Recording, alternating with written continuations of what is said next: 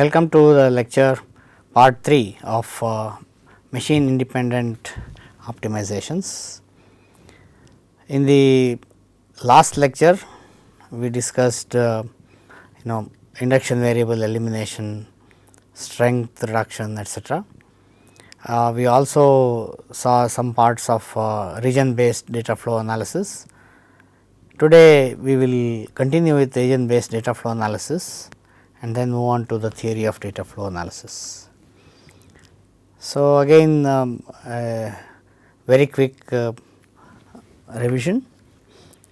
So, we discussed regions which are groups of nodes, all edges between the nodes in N are in the region except for some of the back edges which enter the header, and the region may have multiple exits. So, the basic idea in region based analysis is to compute gen and kill for basic blocks in a certain region, gen r comma b and kill r comma b. So, in this we consider the definitions generated and killed along paths within the region or from the header of the region to the basic block B. Now, central to region based analysis is the computation of a transfer function called trans r comma b s. So, this tells us how the set S of definitions or anything else are modified when we pass through various regions. So, trans r comma b s is defined as gen r comma b union s minus kill r comma b, and if the input to this trans function is phi, then we get gen u comma b, which is nothing but out b. So, we basically want to compute gen u comma b, where u is the region containing the entire flow graph. Now, how do we get regions? We apply T1 T2 analysis, the transformations, and as we go on, every time we apply some transformation we get a bigger region. So, there is a hierarchy of regions which is built once we start applying the transformations to the time when we end applying the transformations. So, here is a very simple example. So, this is a flow graph. So, we apply a T1 transformation on C and D, again T1 transformation, T2 transformation on C and D, T2 transformation on A and B, T1 transformation on the region R containing C and D, this self loop is removed, and then we apply T2 transformation between these two regions T and S, and finally we apply the T1 transformation to remove this self loop, and we get the region V. So, when you look at the reaching definitions and see how region building happens in by T2 transformation and how gen r comma b gets computed, we have two situations. One is for T2 and the other is for T1. So, in the T2 transformation there is a region R1, another region R2, and we make a bigger region R. So, we are given the information about R1 and R2, and we want to compute the information about R. So, for basic blocks B within the region R1 there is no modification because it is not affected by anything in R2. There are no arcs going back from R2 to R1 within the region R. So, gen of R comma B and kill of R comma B remain the same as gen of R1 comma B and gen of kill of R1 comma B. But for R2 there are inputs coming from R1, and where in R1 do they come from? They are actually if you take this particular arc, it is a number of arcs connecting to various basic blocks in R1, and those are the basic blocks from which input can arrive into R2.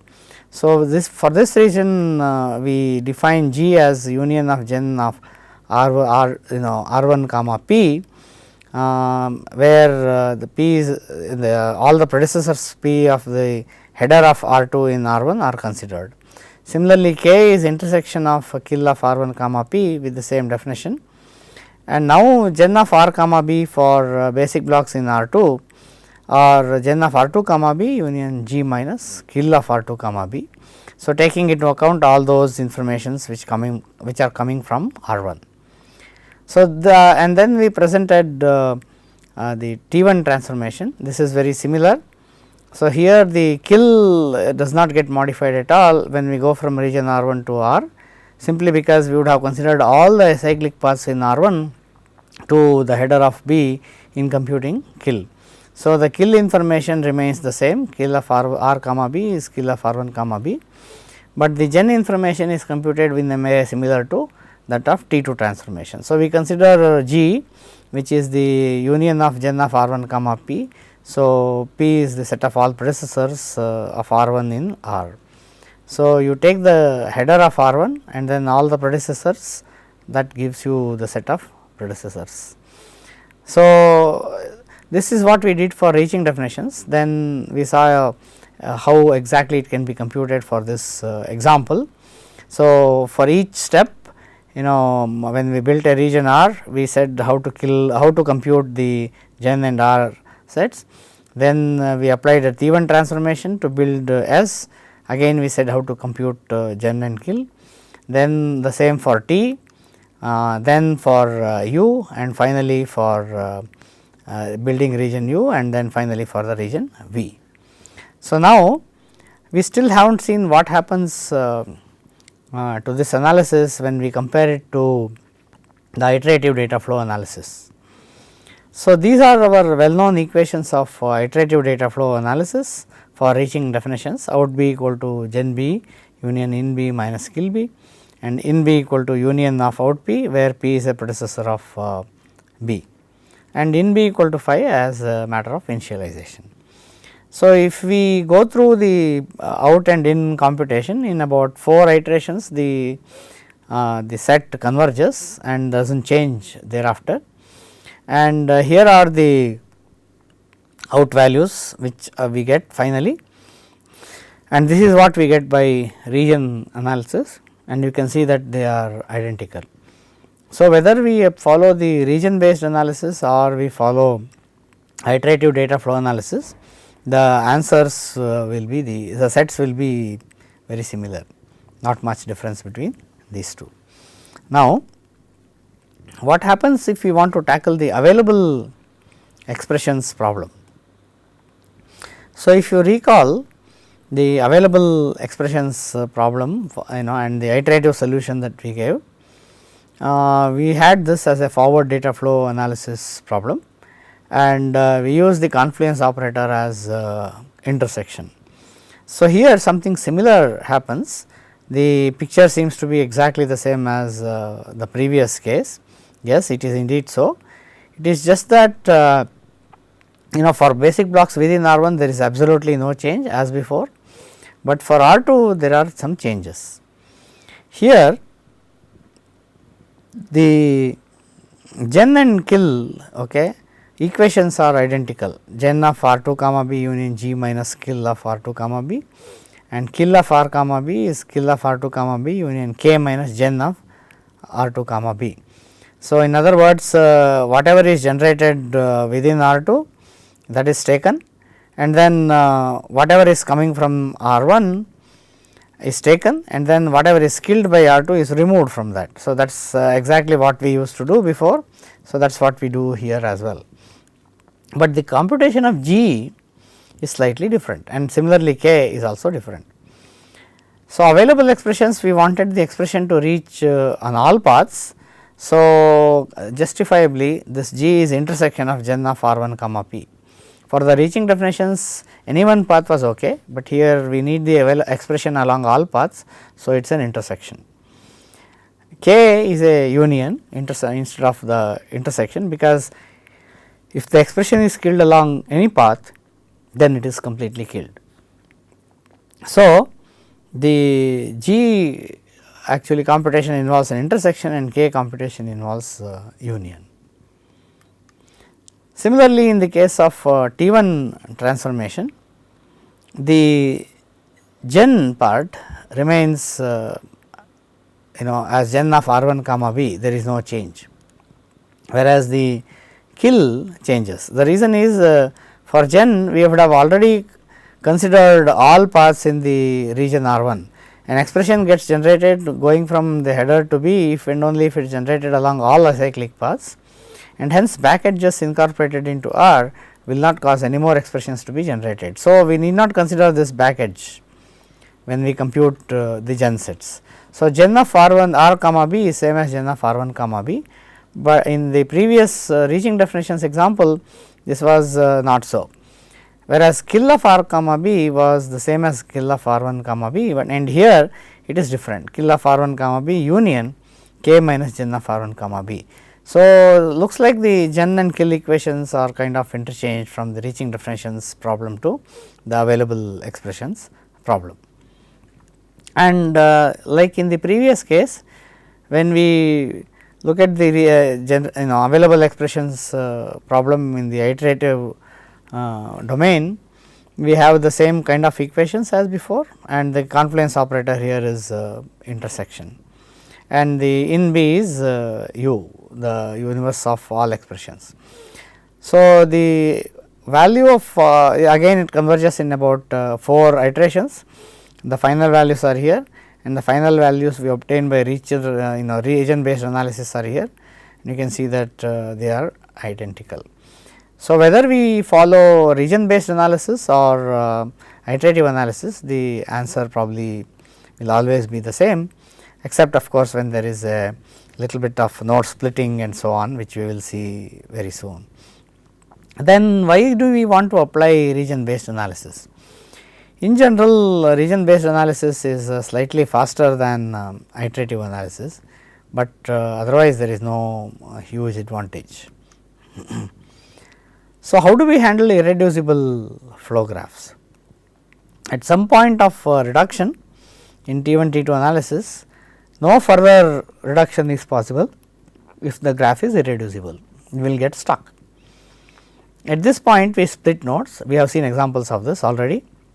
Regions are all nodes in this case, and duplicate them as explained earlier. So, we saw how node splitting is done, and then edges which come into a particular node are all distributed to the various siblings that we get, and we then continue our analysis. So, as if nothing happened. So, eventually this splitting and continuation will take us to a limit flow graph which is a single node, and then suppose we want to retain the original graph with no splitting, that is we want to relate the the gen sets and out sets to the original graph and not with the changed graph.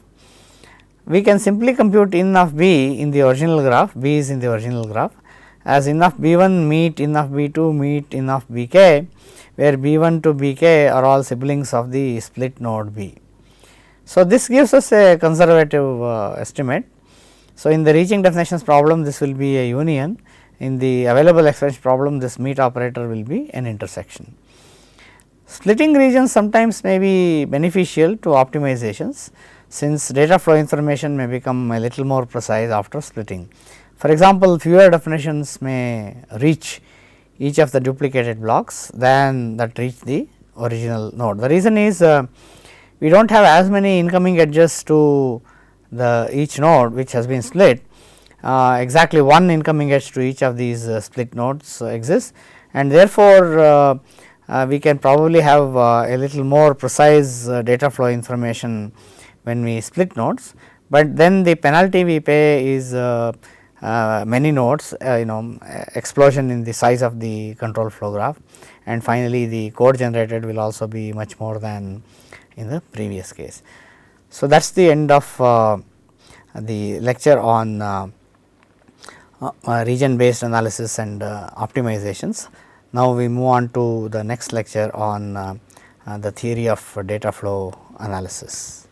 So, welcome to the lecture on theoretical foundations of data flow analysis. So, why do we actually explore the theoretical foundations? So, these are the questions that we are going to answer in this lecture. Under what situations is the iterative data flow analysis correct? So far, in the data flow analysis, We just studied the equations, how to implement them in the form of a while loop with a change variable and so on and so forth. But we never thought about the question of is the answer correct, is it always correct or is it correct only a few times, under what situations is the iterative data flow analysis correct. This is a question we never answered. We will try to provide answers to answer to this question. How precise is the solution provided by the iterative algorithm? How close are we to the ideal solution? This is also something that we have never understood. So, let us try understanding this issue as well. Will the algorithm converge? How do we know that we are going to stop? Maybe the iterations will go on and on.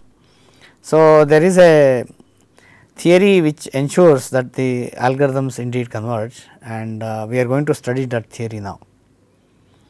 What is the meaning of a solution? So, what do we mean by a solution? Are there other solutions possible, etcetera, need to be answered. So, we are going to define a data flow analysis framework formally, a little more mathematically than we did before, and then the properties of this framework will help us in understanding these questions and answers. Further, by actually proposing a theoretical framework for data flow analysis, reusable components of the data flow analysis algorithm can be identified once once we define such a framework. So, which of these are the components, etcetera, we will see very soon. So, what is a data flow analysis framework? It has a direction of data flow D, there is a domain of values V, there is a meet operator, that is the confluence operator that we have been talking about, and there is a family of transfer functions. So, what are the formal aspects of these?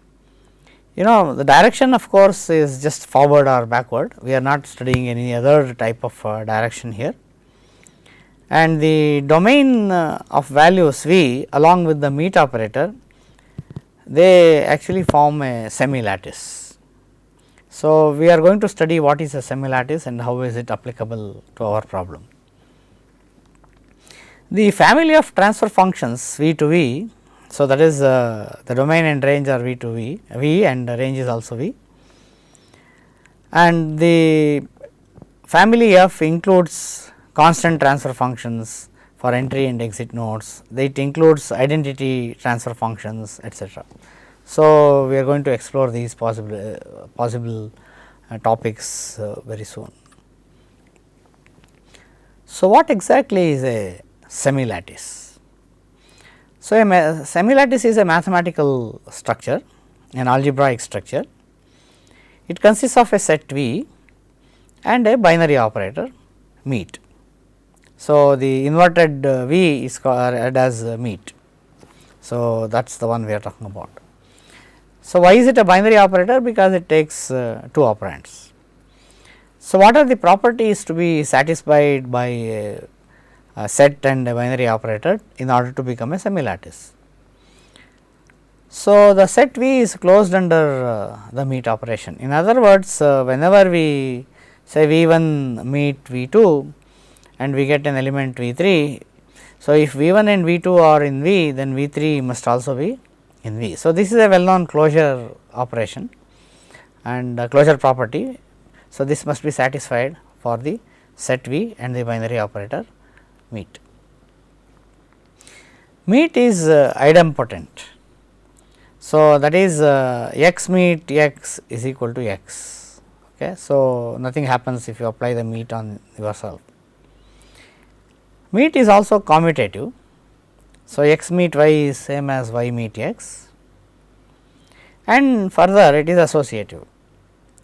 So, x meet y meet z. So, we are associating y and z first and then with x.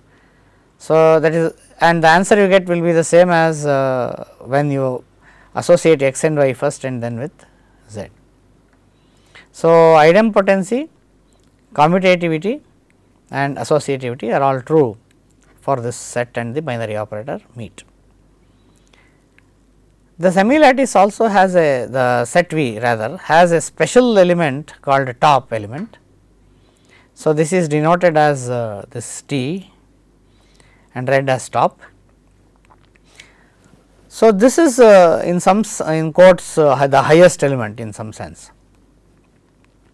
So, how do you formally state it? For all x in V, top meet x is always x.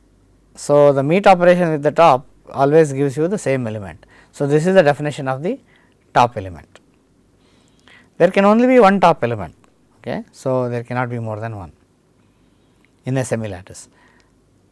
So, it may have a bottom element. It is not essential that the bottom element be present. So, this is the inverted T read as bottom. And how do you define the bottom element? For all x in V, bottom meet x is bottom. So, in this case top meet x came down to x, whereas bottom meet x always comes to bottom. So, this is the lowest element, that is why it is called a bottom. So, here is an example. So, we are going to show a semi-lattice in this form of a diagram called the Hasse diagram. D1, D2, D3, D1, D2, D1, D3, D2, D3, D1, D2, D3. So, there are many sets, right. So, here is the empty set and then singleton element sets, 2 element sets and finally, the 3 element set. So, these are actually nothing but the power set of this set D1, D2, D3, this entire thing, the set of all sets of subsets of D1, D2, D3.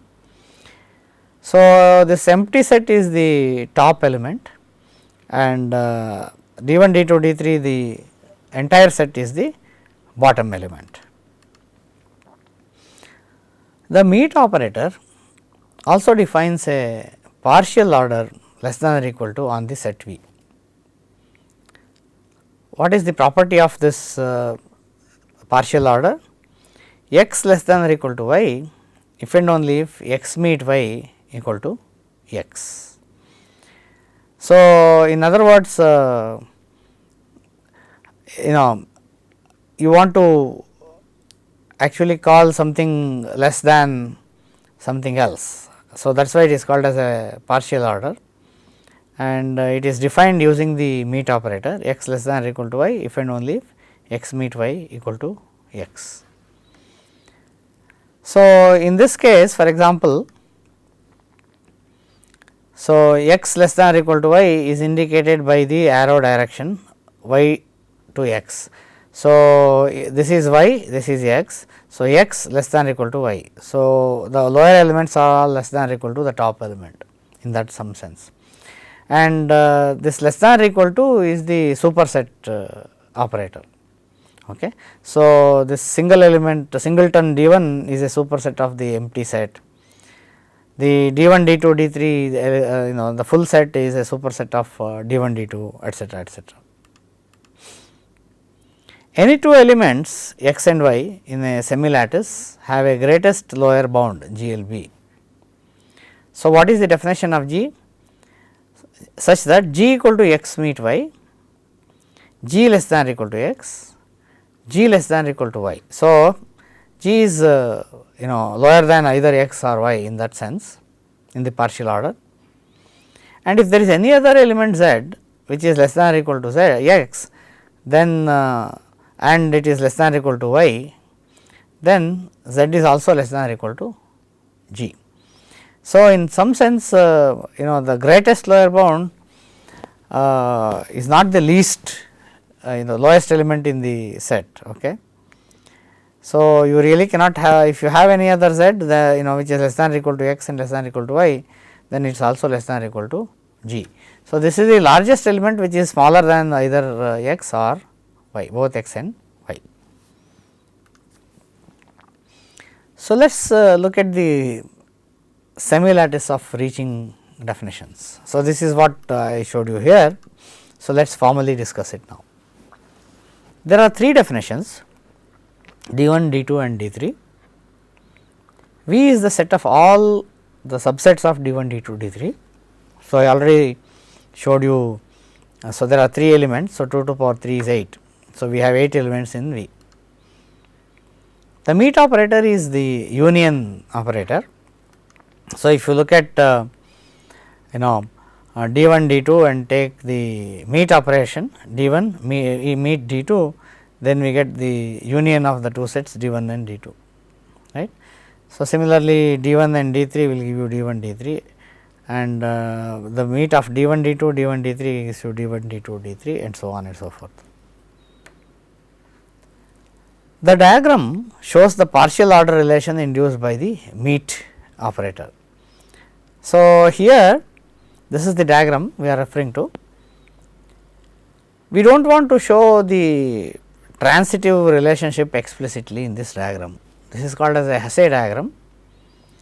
The transitivity is implicit. For example, D1 is a superset of phi, D1, D3 is a superset of D1. So, D1, D3 is obviously a superset of phi, but this should be inferred by the 2 arcs and there is no explicit arc between phi and D1, D3. So, transitive relationships are not explicit in this diagram, otherwise the diagram becomes too clumsy to understand and read. An arrow y to x indicates x superset y or x less than or equal to y. This is something I already mentioned, x superset y. Each set in the diagram is a data flow value. So, now we are talking. So, we have already seen the iterative data flow analysis algorithm. So, at every point we compute the in and out, they are sets of data flow values, right. So, that set is what we are talking about. So, the data flow value is a set. So, reaching definitions is a semi lattice and it forms a data flow framework, as we shall soon see. Transitivity is implied in the diagram, I mentioned this already. What is an ascending chain? So, instead of less than or equal to, we just use less than. So, if we use the self element also, then equal to is necessary, otherwise we use distinct elements, then less than is sufficient. So, D1 less than or equal to phi, D1, D3 less than or equal to D1, but since these are all different elements, we can get rid of the equal to and say D1 less than phi, D1, D3 less than D1, D1, D2, D3 less than D1, D3. So, this is an ascending chain.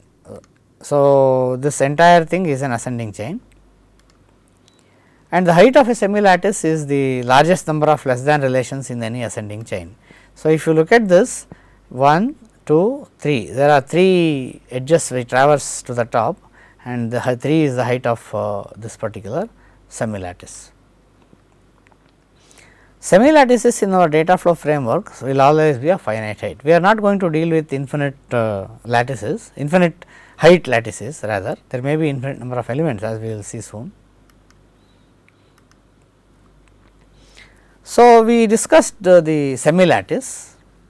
So, that was the set V and the meet operator that we talked about. So, in the previous diagram, union is the meet operator and that is the confluence operator of our iterative data flow analysis algorithm as well.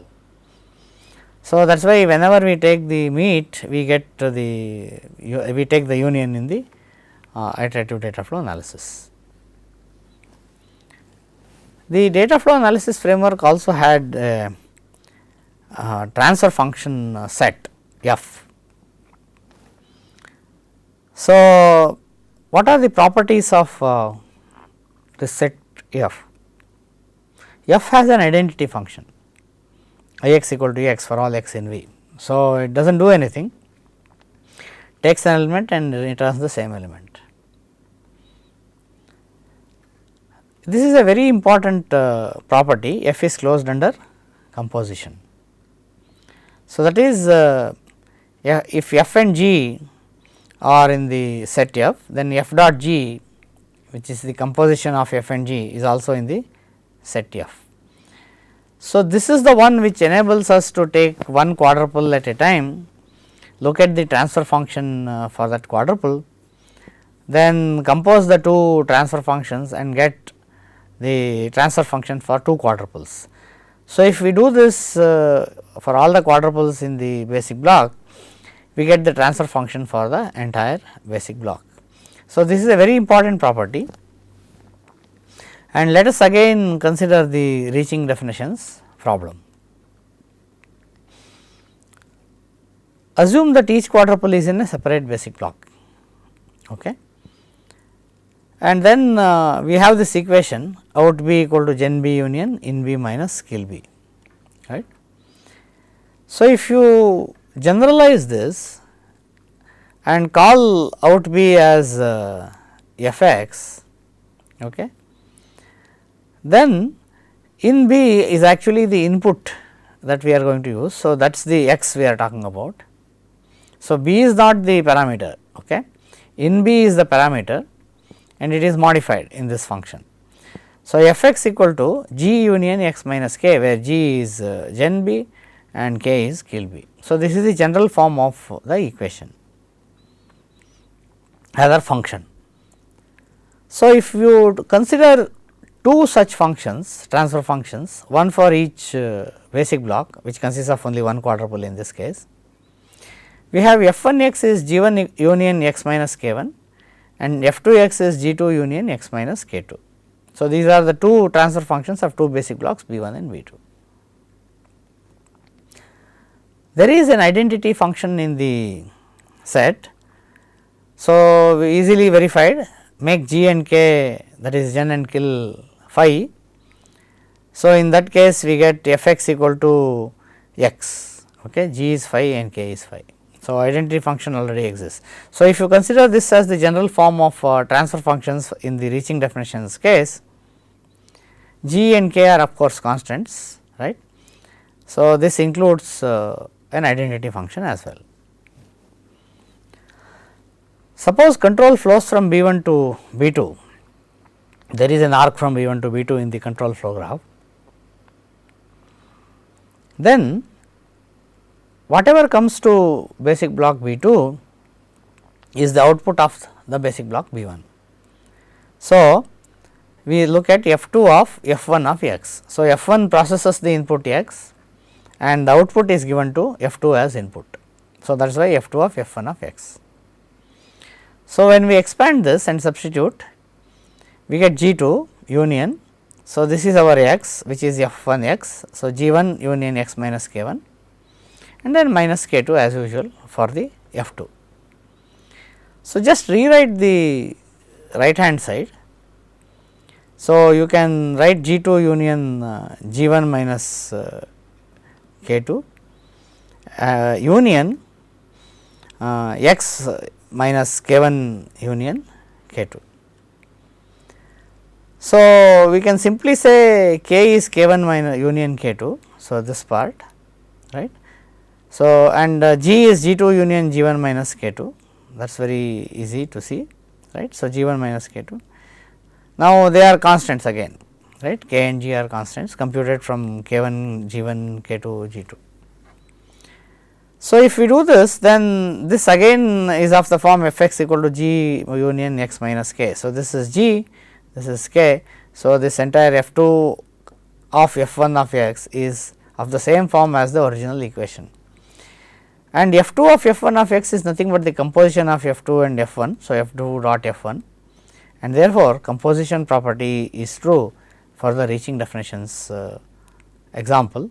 The transfer functions of the reaching definitions example are composable. So, let us take an example instead of talking about just mathematical symbols. Here is a simple flow graph B 1, B 2, B 3 and then start and stop as well. There are two definitions in B 1, two definitions in B 2, and then 1 in B 3. This is D 5, that is missed out. So, what are the transfer functions for the various statements? We are looking at one statement at a time, then that is why we have said f of d 1, f of d 2, f d 3, f d 4 and f d 5 instead of basic block.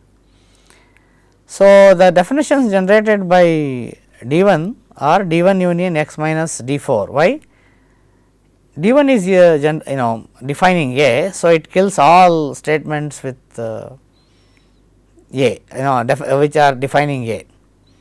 So, D 4 is a definition for A. So, that will be killed by D 1, that is why the kill function is D 4, kill constant is D 4 k. Similarly, f d 2 is D 2 union x minus D 3. So, D 3 is a definition of B. F d 3 is D 3 union x minus D 2, D 2 is a definition of B, and similarly for D 4, D 4 union x minus D 1, because D 1 is a definition of A.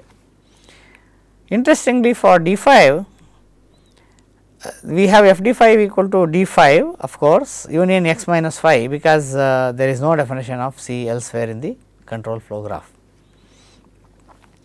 The transfer functions for start and stop blocks are just identity, they do not do anything.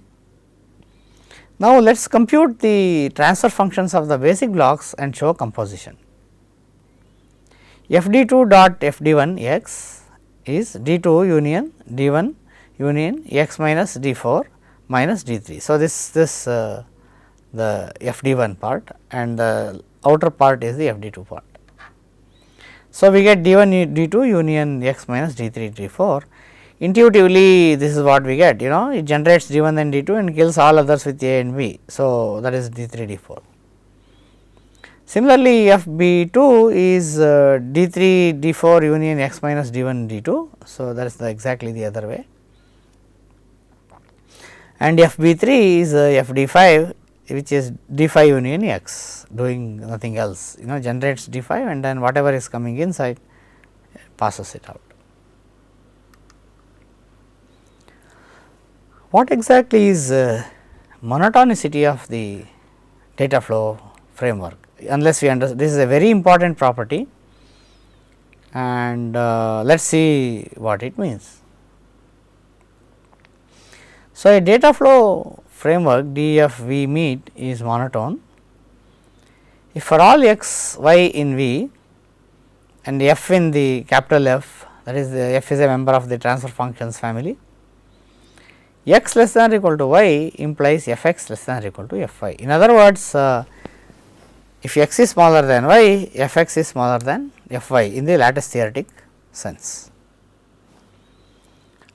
The other possible definition for monotonicity is f of x meet y is f x meet f y. So, both definitions are identical, because the less than or equal to is defined using the meet operator. It will be easy to show that these two are identical. Now, we claim that the reaching definitions lattice is monotone. Let us see how. The meet operator is union here in the reaching definitions framework lattice. So, what we need to prove is that f of x union y, that is here f of x meet y is f of x union y, and this less than or equal to is superset. So, we replace that with superset symbol. F x meet f y is f x union f y. So, now let us expand the f x union y part by substituting the transfer function. So, G union x union y minus k. So, x minus k is the original form. So, instead of x you have x union y. So, x union y minus k. And what about f x union f y, the right hand side? So, f x is g union x minus k, f y is g union y minus k, and therefore, we have g union x minus k union y minus k, and finally, we have g union x union y minus k. So, this is observe same as f of x union y. So, The superset obviously is weaker than equal to. We have proved x union f of x union y equal to f x union f y. So, the superset obviously is trivially true. So, this tells us that the reaching definitions framework is indeed a monotone framework. So, the monotonicity becomes very important for us when we say that the iterative analysis is going to terminate. The next important property of the framework is the distributivity. So, a data flow framework is said to be distributive if for all x y in V and little f in the transfer function set f, we have x meet y equal to f x meet f y. So, recall that we have already proved f of x union y equal to f x union f y, okay. That is what is needed here. So, trivially we have already proved that the reaching definitions lattice is distributive, we have already done that. But let us prove the other interesting result. If a framework or lattice is distributive, then it is indeed monotone, but if it is just monotone, then it is not necessarily distributive. So, let us say A equal to B, okay. If A equal to B, then A meet B is A, this is obvious. So, A and B are the same. So, A meet B equal to A or A meet B equal to B, both are the same. Let us take A meet B equal to A. So, by the definition of the partial order relation less than or equal to, if A meet B equal to A, then A less than or equal to B. So, this is the definition of equal this less than or equal to. So, now apply the definition of distributivity. We know that we must have x meet y, f of x meet y equal to f x meet f y.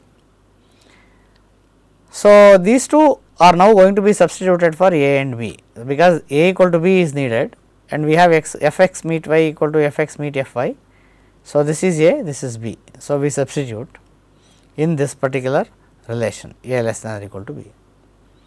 So, we get f of x meet y less than or equal to f x meet f y. This is exactly the definition of monotonicity.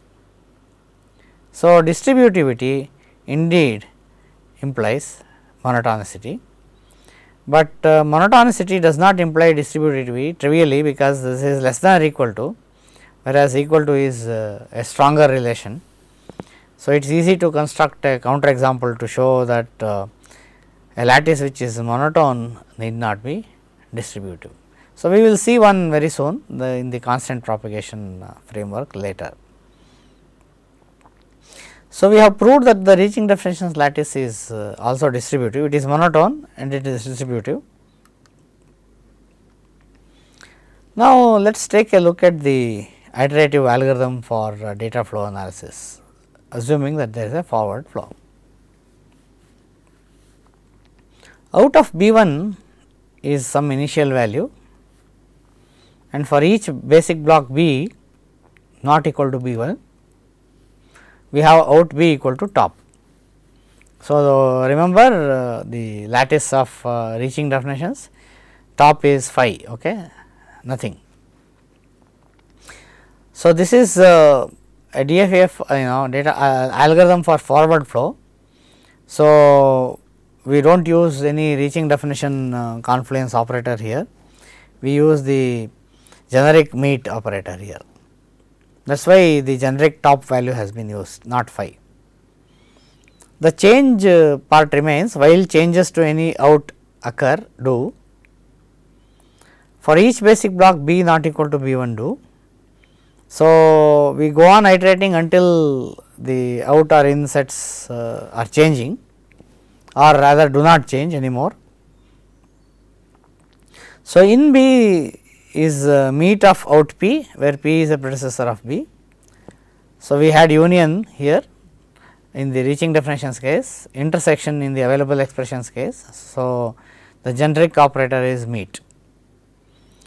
out B, now you apply the transfer function f b on in B. So, remember it was G minus G union x minus kill, right, x minus k. So, that is the transfer function we are applying on the set in of B. So, let us take the same example and continue it. We have the transfer functions from our previous example, f b 1 equal to d 1 d 2 d 1 comma d 2 union x minus d 3 comma d 4, similarly f b 2 and f b 3. Here are the two equations. So, this iterative algorithm requires 3 iterations to converge. So, in every iteration we use the depth first search order. So, we start here, go here, then here, sorry, we go here, then this and then this. Okay. So, when we come to this, both these results are available to us for the meet operation, otherwise we need to make one more iteration. So, if we do that, apply these things. So, in of B 1 equal to in of B 2 equal to phi, that is well known, nothing is coming from the start block.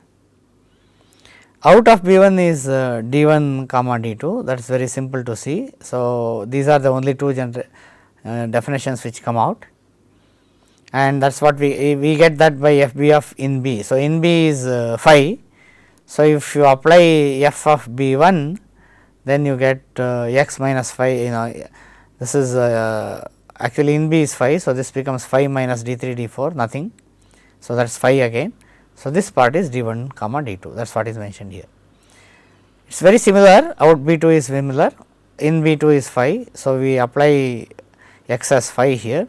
So, we get d 3 d 4. What about in B 3? We need to take the min of rather meet of these two, that is the union. So, out B 1 union out B 2, which is d 1 d 2 d 3 d 4. Okay. So, these two are d 1 d 2, this is d 3 d 4. So, we get d 1 d 2 d 3 d 4. What about out of B 3? So, we now apply this transfer function d phi union x.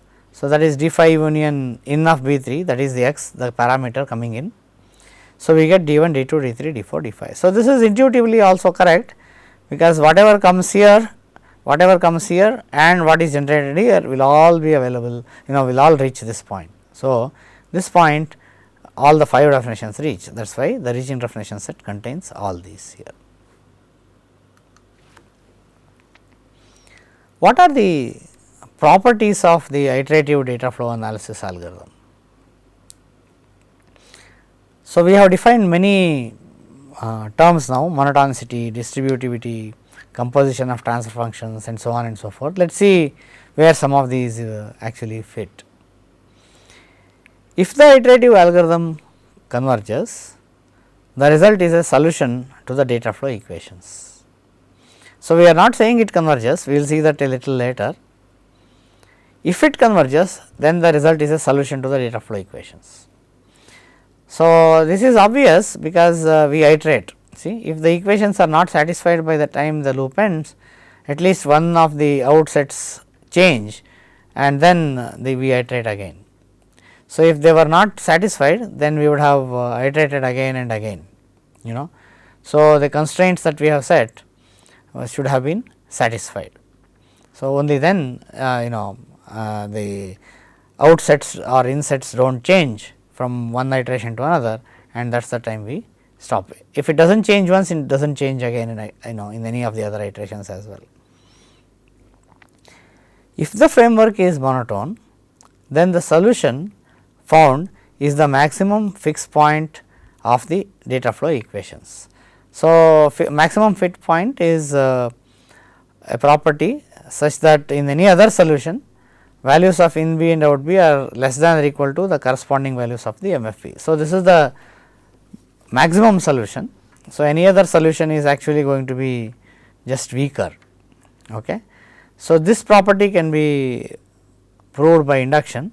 So, we can show by induction that the values of in B and out B only decrease in the sense of the less than or equal to relation. So, in other words, we start from the top of the lattice, that is phi, and then we actually move downwards. So, when we move downwards, we get weaker and weaker solutions in this less than or equal to sense. So, now if the framework is monotone and is of finite height, then the algorithm is guaranteed to converge. This is obvious almost, because we initialize the values to phi, and then with each one of the iterations we can only move downwards. How how many steps can we go down? That is nothing but the height of the lattice. So, the data flow values decrease with each iteration, that is we go down the lattice. The maximum number of iterations is the height of the lattice into the number of nodes in the flow graph. We are not assuming that the depth first search numbering is used here. So, in the worst case, just an upper bound, height of the lattice into the number of nodes in the flow graph is the maximum number of iterations possible. You cannot really do anything more than that, because for each one of these nodes, the stabilization occurs, let us say, in one iteration. So, in to get this stabilization, we need to pass through the entire lattice. So, from phi to the last one. So, that is the height of the lattice, and for each node we have to do it as many times. So, this is the product. So, now we want to look at the meaning of an ideal data flow solution. So far when we computed data flow values and solved the equations in the iterative way, we always said the values are conservative, they are not the best that we can get, but practical situations force us to accept these conservative values and so on. So, that makes it interesting to see what exactly is an ideal solution. So, to find the ideal solution is very simple. Find all the possible execution paths from the start node to the beginning of the basic block B. So, you are really now looking at the execution paths. Okay. So, some conditions may be true, some may be false during execution. So, we are looking at the path really during execution. Assuming forward flow, compute the data flow values at the end of each path using composition of transfer functions, and apply the meet operator to these values to find their greatest lower bound GLB. So, you have many paths coming to that basic block. Let us say the input of the basic block. Now, at the input, for each path apply the composition of the various transfer functions of the basic blocks that occur along that path and find the value. Now, there are many paths, so you take the GLB. So, ideal B is the meet of FP V in it, this is the initial value. Now, what is P? P a possible execution path from start node to B. So, no execution of the program can produce a smaller value for that program point, that is the input of B in this case, because we have considered all the execution paths. So, there is nothing else that can be possible. So, if we had considered one of the execution paths, then maybe the other one would have produced a smaller value, but now we have looked at all execution paths and then found the values, taken their meet. Any answer which is greater in the sense of less than or equal to this partial order than this ideal value are incorrect. One or more execution paths have been ignored in this case. So, maybe the meet did not give us take us slow downwards sufficiently. Any value smaller than or equal to the ideal is conservative. So, that is safe. So, one or more infeasible paths have been included in this case. So, this is what happens when we do iterative analysis. Closer the value is to ideal, more precise it is. So, this is the best that we can get, and we still have not seen where we stand in the case of the iterative analysis. So, we will understand the meaning of the values produced by iterative analysis which are practical algorithms in the next lecture. Thank you.